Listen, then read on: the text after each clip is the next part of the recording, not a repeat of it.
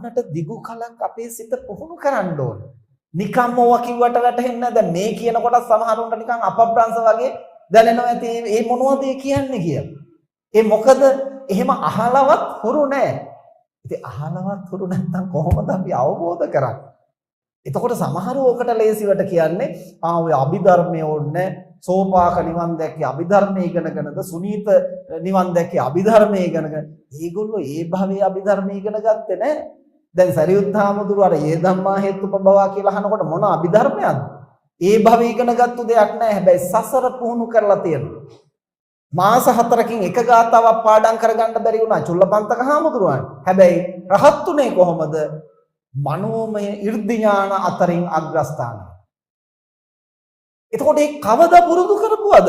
ඒ භවයේ පුහුණු කරපුවා නෙමෙයි. ඒක තමයි පාරමිතාව කියන්නේ. ඒක තමයි සසරේ පුහුණුව.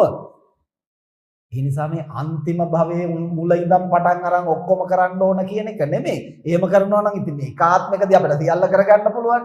මේක එහෙම ඉපදිච්ච ගමන් සියල්ල කරලා නිමා කරන්න පුළුවන් එකක් නෙමෙයි. භවයෙන් භවයේ පුහුණු කරන්න ඕන.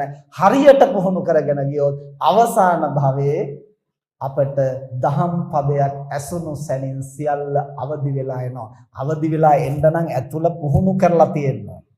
ඒ නිසා නිතර හේතුඵල වශයෙන් ලෝකේ දකින්නට, ත්‍රිලක්ෂණ වශයෙන් ලෝකේ දකින්නට, චතුරාර්ය සත්‍ය වශයෙන් ලෝකේ දකින්න, පරමාර්ථ ධර්ම වශයෙන් ලෝකේ බෙද බෙදා බලන්නට විදර්ශනා වශයෙන් අපේ සිත පුහුණු කරන්න